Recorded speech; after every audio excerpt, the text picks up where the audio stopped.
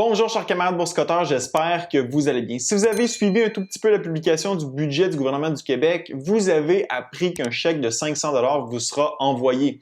Les Québécois auront donc eux aussi droit à un fameux STIMI. Pour ceux qui se demandent ce que ça veut dire STIMI, c'est le diminutif de stimulus, comme dans stimulus économique. Pourquoi François Legault envoie-t-il aux Québécois un chèque de 500 $ pour pallier à la hausse de prix qui nous affecte tous? L'indice des prix à la consommation continue de battre des records vieux de 30 ans au pays et les Québécois ne sont pas épargnés. Tout augmente, l'épicerie, l'essence, les 2 par 4 et même le prix des bobettes. Ironiquement, le gouvernement provincial nous compense pour les erreurs faites par le gouvernement fédéral, mais ça, c'est un autre sujet dont je discuterai dans une autre vidéo.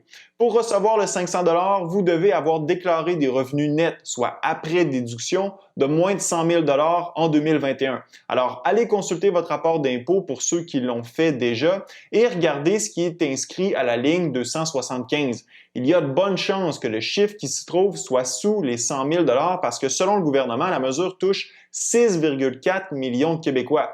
Tout ce que vous avez à faire pour recevoir le montant, c'est de remplir votre déclaration d'impôt 2021 auprès de Revenu Québec et le montant vous sera versé sous la forme d'un crédit d'impôt remboursable directement dans votre compte de banque si vous êtes enregistré au dépôt direct. Maintenant, quoi faire avec ce 500 $? Vous pourriez le dépenser pour l'épicerie, remplir le réservoir à essence de votre voiture ou aller acheter de nouveaux souliers, mais tout ça serait stupide à mon avis. Vous pourriez aussi décider de l'épargner, ce serait encore plus stupide. Vous allez me dire, voyons Joe Finance, t'es pas censé faire la promotion de pratiques menant à une bonne santé financière. Oui, mais si vous épargnez, vous ne comprenez rien à ce qui se passe actuellement. L'inflation est en train de gruger votre épargne, votre pouvoir d'achat. Les épargnants sont des perdants actuellement. L'indice des prix à la consommation publié par Statistique Canada à tous les mois est une mesure visant à indiquer la perte de valeur du dollar canadien. Oui, cette mesure sous-estime la perte de valeur réelle du dollar et oui, cette mesure représente inadéquatement la réelle perte de valeur de votre pouvoir d'achat parce que tout est fonction de vos habitudes de consommation, mais reste que l'inflation est là et il faut tenter de protéger notre pouvoir d'achat le plus efficacement possible. Pour ma part, le 500 $, je l'investirais en bourse. Mais avant de vous expliquer la façon dont je m'y prendrais, je dois vous parler du commanditaire de cette vidéo, Terrien CPA. En 2022, il est temps de bien s'organiser et de s'entourer au niveau comptable, fiscal et financier. Terrien CPA est au service des PME depuis plus de 30 ans et peut vous aider à optimiser la comptabilité, la fiscalité et la situation financière de votre entreprise. Ils aident les entreprises dans leur tenue de livre avec la production de leurs états financiers, leur planification fiscale et leur demande de crédit d'impôt. Terrien CPA sont en quelque sorte les partenaires financiers de leurs clients. De plus, ils sont heureux de vous présenter leur podcast Les Éconos qui est disponible sur YouTube et toutes les plateformes audio.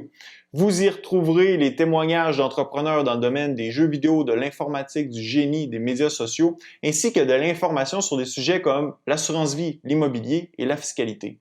La meilleure façon de préserver votre pouvoir d'achat face à l'inflation, c'est de détenir des actifs, ce qui veut dire qu'il faut investir. On s'entend qu'avec 500 $, on va pas loin.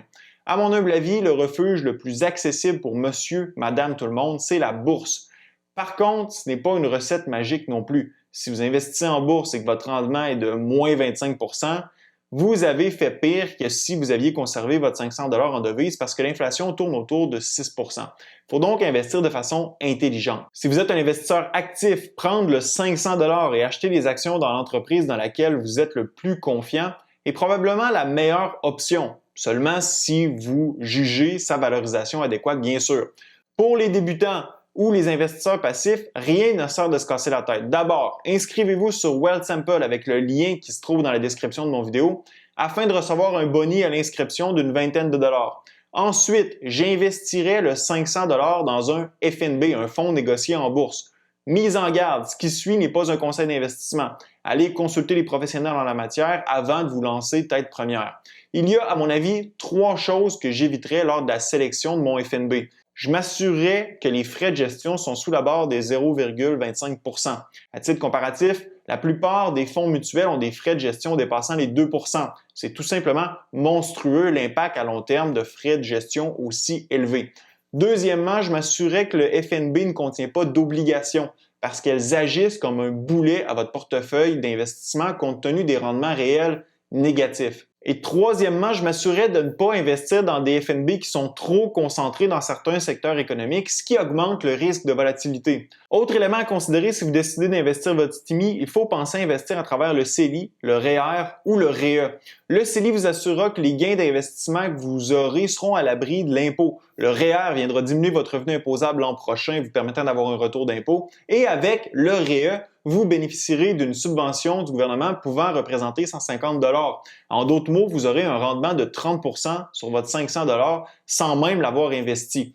Pour ceux qui se grattent la tête et qui n'ont aucune idée vers quel FNB se tourner, voici quelques suggestions à considérer. Pour avoir une exposition à la bourse américaine, j'irai m'informer du côté de VFV, soit le Vanguard S&P 500 Index ETF. Les frais de gestion sont de 0,08 % et vous aurez le rendement du S&P 500, soit les 500 plus grandes entreprises américaines.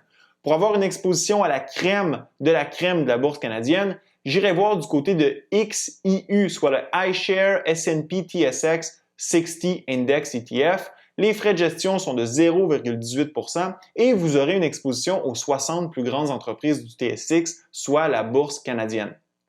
Finalement, pour avoir une exposition à l'ensemble des actions comprises dans toutes les bourses mondiales, je me pencherai sur Vanguard All Equity ETF Portfolio. Les frais de gestion sont de 0,22 % et le rendement est celui des actions mondiales combinées.